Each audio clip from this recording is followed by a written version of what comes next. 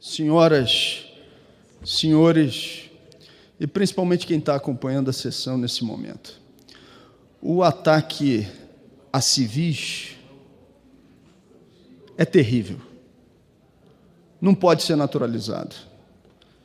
Eu começo essa minha fala me solidarizando e, ao mesmo tempo, reafirmando os meus sentimentos às famílias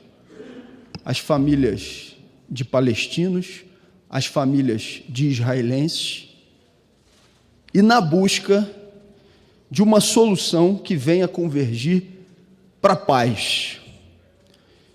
E, nesse sentido, presidente, eu não posso deixar de falar da necessidade de um cessar-fogo imediato e da tristeza que é o veto proporcionado pelo governo dos Estados Unidos ao que foi concebido numa resolução como pausa humanitária.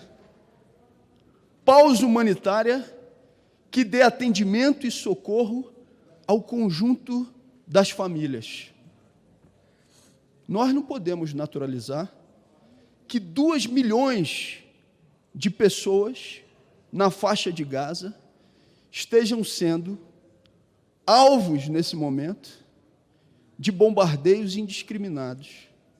Nós não podemos naturalizar que haja uma determinação de bloqueio de água, de comida e de energia elétrica para as pessoas na faixa de Gaza.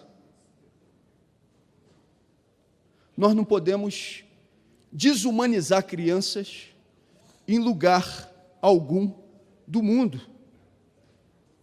Dói no coração a compreensão de que um civil é atacado. Dói no coração a compreensão de que uma criança possa estar, nesse momento, por um bloqueio imposto, está morrendo de fome e de sede.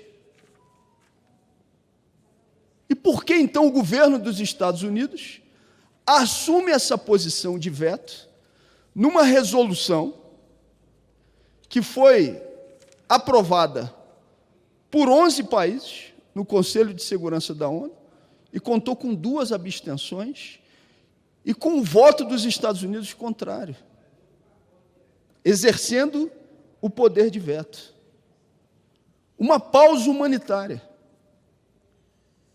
Não foi nem, no texto da resolução, aquilo que deveria ser, que era um cessar-fogo. A paralisação dos bombardeios, dos ataques, dos mísseis. É brutal você imaginar que uma criança vai deixar de receber água, vai deixar de receber comida. Isso não é aceitável, senhoras e senhores. E se eu começo a minha fala reafirmando meu sentimento ao conjunto das famílias enlutadas, e vou repetir, a todas as famílias enlutadas, isso não pode ser a legitimação de um ataque a 2 milhões de pessoas que têm que se deslocar para a fronteira com o Egito, na total impossibilidade de conseguir uma saída e sendo, inclusive, bombardeada pelo caminho. Como é que se veta uma resolução como essa, que falou especificamente em corredor humanitário? Senhoras e senhores, isso não é natural.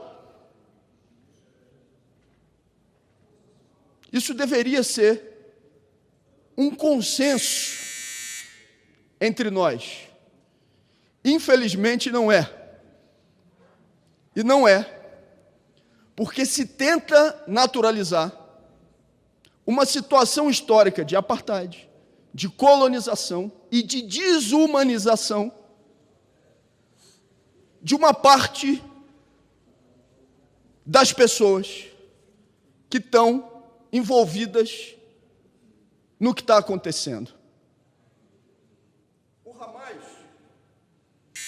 O Hamas, presidente, pelas informações que circulam, tem aproximadamente 40 mil membros.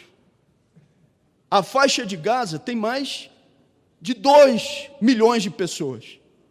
Aí eu pergunto, é justo 2 milhões de pessoas ficarem sem água, sem luz e sem comida? Evidentemente que não.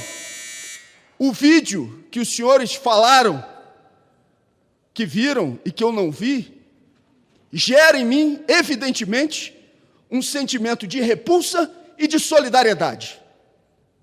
Ninguém pode sofrer uma violência como essa. Ninguém. Nenhum ser humano.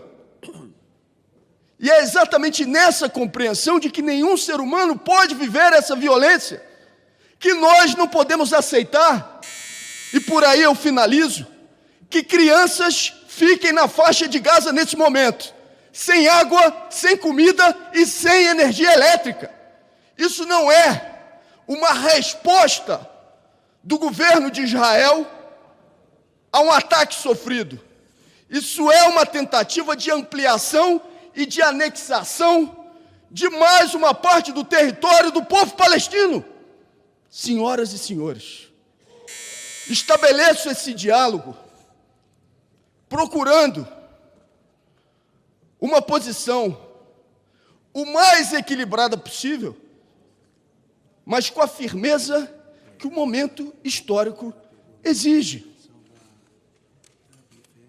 Das nossas falas, das nossas interpretações, das nossas articulações, podem surgir soluções para uma situação dramática.